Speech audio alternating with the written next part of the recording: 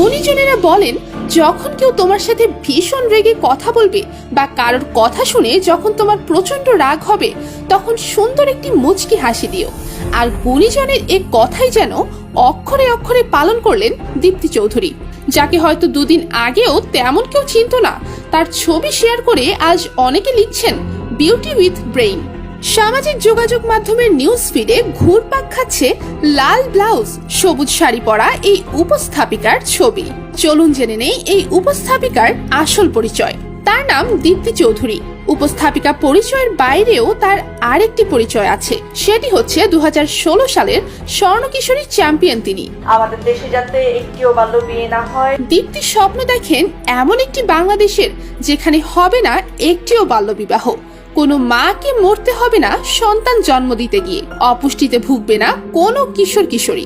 আগে থেকেই তিনি বিভিন্ন সামাজিক কাজে নিয়োজিত।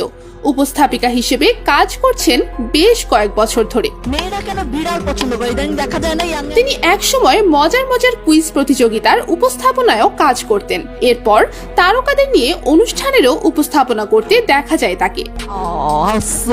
তবে সেসব কাজ দিয়ে আলোচনায় আসতে না পারলেও সাম্প্রতিক একটি টক শোতে বিশেষভাবে নজর কেড়েছেন। আপনি কি বলেছেন এই কথা?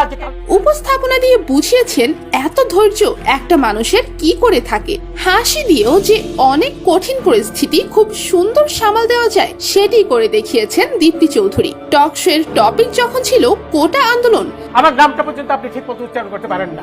এক পর্যায়ে বিচারপতি মেজাজ হারিয়ে, রাবিশ কথা বলবেন না, আপনি তো আমার নামটাই ঠিক মতো উচ্চারণ করতে পারছেন না, এ ধরনের উক্তি উপস্থাপিকার উদ্দেশ্যে ব্যবহার করেন। কিন্তু এই উপস্থাপিকা বেশ ঠান্ডা মেজাজে বিচক্ষণতার সাথে অনুষ্ঠানটি সঞ্চালনা করছিলেন। এই মুচকি হাসির ছবি তার ধৈর্য আর পেশাগত দক্ষতার একটি উদাহরণও বলা যায়। সাথে নেটিজেনরা বিচক্ষণতা ও ধৈর্যের ভূয়সী প্রশংসাও করছেন।